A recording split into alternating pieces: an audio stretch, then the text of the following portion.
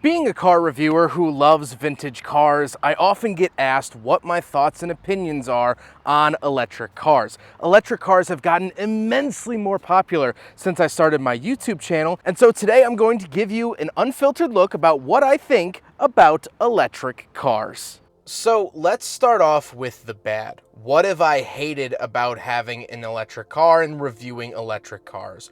Well, first of all, the main thing is the charging infrastructure. From what I've learned, a lot of third-party chargers, aka meaning not Tesla or not Rivian or not chargers built by the manufacturer themselves, are actually built by third-party companies, and that varies wildly. A very popular charger is Electrify America. And although you'll see those in many different parking lots and at many different stores, they're all built by different companies, contractors. And so one you might go to might be amazing and have top speed, and another one might not be well kept at all and have issues and crash and not allow for charging. So it all is going to depend on the owner-operator, and there just isn't that attention to detail right now as there is for gas stations. And to be fair, you do see gas stations that are out of service pretty frequently, but there's always one next door. There's always a different pump to go to. We don't really have that luxury with electric cars. Now, of course, having a charger at home solves this issue, and I highly recommend getting that installed. However, not everyone has a home or garage that they can even install into.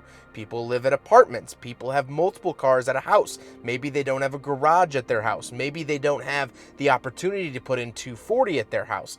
Plenty of different things. So the charging infrastructure needs to get better. My other downside with electric cars is the range. Now, I don't really have much range anxiety, but I do get annoyed easily with the range calculations that the car does. How far an electric car can drive changes dramatically when the weather is cold versus when the weather is warm. Similarly, I was driving the Ioniq 5 the other day and I turned the climate controls all the way up and I lost almost 50 miles of range when doing so.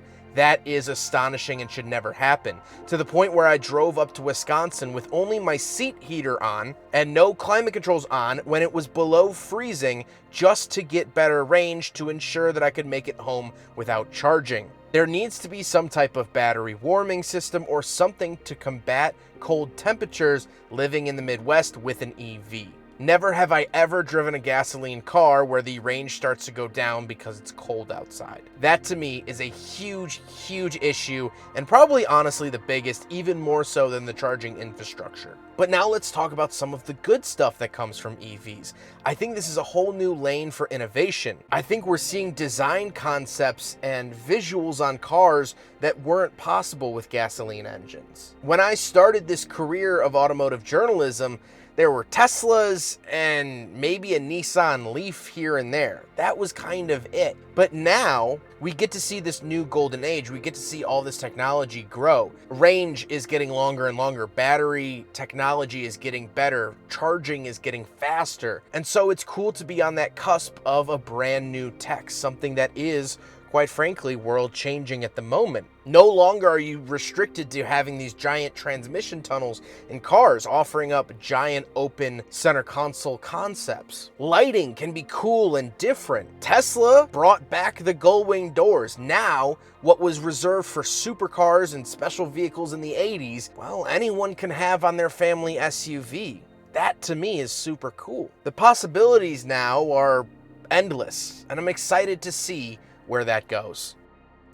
So what's the solution then? Do we pile ahead and try to electrify our future, or should we retreat and go back to gasoline vehicles? I honestly believe that there's space in this world for both. Electric cars are great for people that have short commutes, people who don't like going to gas stations, people that don't use their cars very frequently. I think these are great options for them.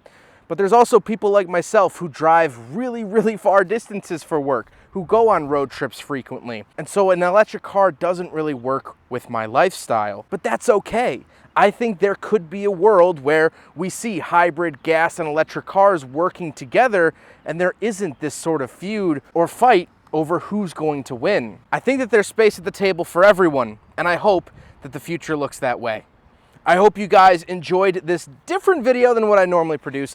I've been driving the Ioniq 5 for the last week, and before that I had a Hyundai Kona EV. So I've had 2 weeks of just driving electric cars, and I wanted to get my thoughts out of the way. So I hope you guys enjoyed it, and I'll see you in the next video. Take care.